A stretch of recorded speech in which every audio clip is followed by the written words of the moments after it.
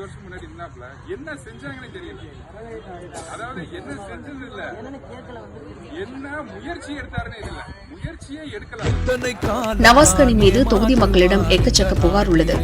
2019 தேர்தல் பிரச்சாரத்திற்கு வந்தார். அதன் பிறகு தொகுதி பக்கமே எட்டி பார்க்கவில்லை. எங்களுக்கு தேவையான எந்த அடிப்படை வசதிகளையும் செய்து தரவில்லை.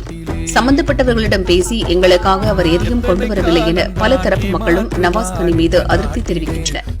ராமநாதபுரம் பகுதி மக்கள் பல இடங்களில் ரோடு, குடிநீர் வசதியின்றி சிரமப்படுகின்றனர். இதையெல்லாம் நோட் செய்த பன்னீர்செல்வம் எல்லாவற்றையும் தனக்கு சாதகமாக துவக்கியுள்ளார். பிரச்சாரத்திற்கு செல்லும் போது கிராம மக்கள் முன்னாள் முதல்வர் என்ற முறையில் பன்னீர்செல்வத்திடம் தங்கள் பகுதி குறைகளை கூறுகின்றனர்.